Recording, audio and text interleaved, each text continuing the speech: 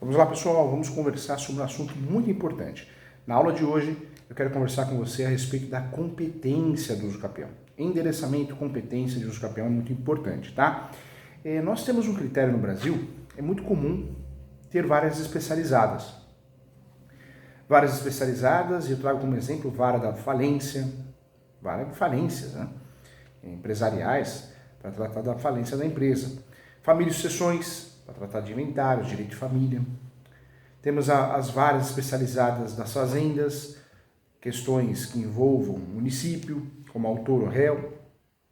Então, é muito comum no Brasil as varas especializadas. Eu sou fã da especialização. Quem me conhece sabe que eu defino muito a especialização. Quem faz tudo acaba não fazendo nada, acaba cometendo erros, acaba errando mais. Então, a especialização é muito importante e ela é eficaz para que a gente consiga, de fato, muitas vezes ter sucesso, né, na demanda. Quando nós falamos de especialização, eu trago para você um julgamento melhor, um julgamento onde o cartório conheça, o cartório de fato conhece o assunto, o juiz, a juíza também conhece melhor o assunto, então é muito melhor. Quando nós falamos de uso capião, nós temos a vara especializada de uso capião, que é a vara de registros públicos, vara de registros públicos. Nós só não vamos usar a vara especializada quando não tem. Quando não tem a vara especializada, a conhecida vara como registros públicos, nós vamos usar para distribuir, para dar entrada numa ação de uso capião, nós vamos usar a vara civil. Não tem jeito, não tem como fugir quando não tem. Em relação ao requerimento extrajudicial de uso capião, não tem como fugir. Aí eu vou ter que fazer esse requerimento sempre no cartório competente. Então, aí que está a diferença, tá? Então, isso é importante. Em relação às regras de competência do Código de Processo Civil, então nós temos as varas especializadas que vão assumir aquelas determinadas ações. Quando tem vara especializada, é para lá que eu vou mandar, sempre. Quando não tem, eu vou usar a vara civil. Outra regra, outro contexto importante que entra aqui na nossa aula, é que as ações imobiliárias têm como regra utilizar o fórum, a competência para as ações imobiliárias, eu vou usar sempre o fórum, né, perto do imóvel. Então não adianta fugir, não dá para fugir. Competência imobiliária, eu vou usar o fórum perto do imóvel. Competência processual, né, das ações imobiliárias. Quando eu falo isso, nós temos várias previsões legais, entre elas previsões que estabelecem que toda ação imobiliária, seja qual for, salvo exceções, eu vou usufruir do domicílio onde está localizado o imóvel, o fórum mais perto do domicílio onde está localizado o imóvel. Essa é a regra do jogo, tá? Essa é a regra que eu tenho que seguir em regra. Então, importante tratar desse assunto. Em relação às competências também de hipoteca, penhora, existia uma discussão, mas também a competência é absoluta também. Fica claro, então, que a competência territorial é absoluta em ações de direitos sobre imóveis. No entendimento dos ministros, é pacífico isso, hein?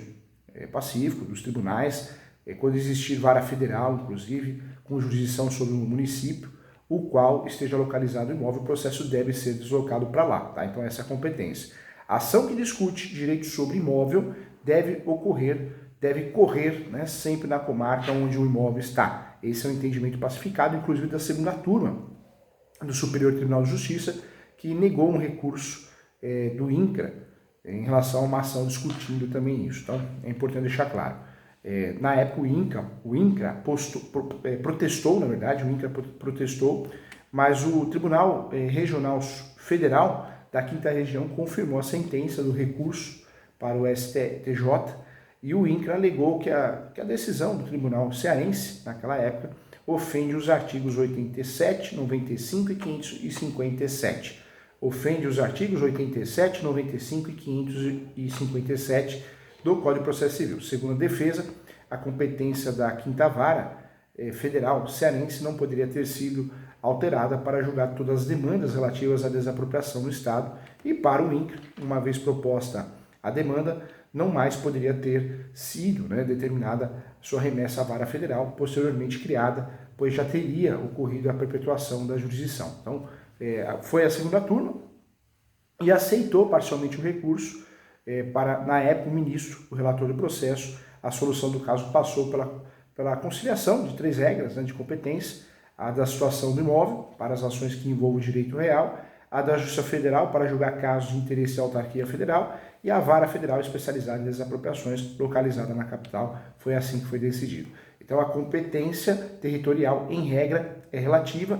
Entretanto, quando se trata de ação fundada em direito real sobre imóvel, o caso desse caso prático que estou trazendo para você, é absoluta. Foi o entendimento do Poder Judiciário de terceiro grau. Então, para você ver como as regras aqui no direito imobiliário em relação à competência, dificilmente você vai errar, né? Salvo exceções de foro de competência, como ações de direito imobiliário, mais focado em locação. Aí é uma outra regra. Em relação às regras de competência do Código de Processo Civil, elas encontram-se normatizadas no artigo 42 ao artigo 66 do Código de Processo Civil, dividindo-se em regras gerais, regras de fixação da competência e regras de modificação de competência e regras de incompetência. Esse assunto ele é muito extenso, né, gente? Mas é importante. E frequentemente é objeto de cobrança de clientes, dúvidas, distribuições equivocadas, erradas. Então, eu peço que você preste bastante atenção. Vamos lá, vamos tratar aqui da modificação de competência. Eu quero falar para você que a modificação de competência, em relação às regras de competência do Código de Processo Civil, via o juízo que primeiramente recebeu o processo será competente para toda a tramitação até o final, até a decisão final. Essa é a regra, tá? Entretanto, em situações excepcionais, a competência inicial pode ser modificada, fazendo com que um juízo não era originalmente competente passe a ser. Antes de entrar nesse assunto, eu quero tratar com você as questões modificadoras de competência e vamos entender agora, vem comigo, presta atenção na aula. Existe a figura tão conhecida do juiz prevento, né? Juiz prevento.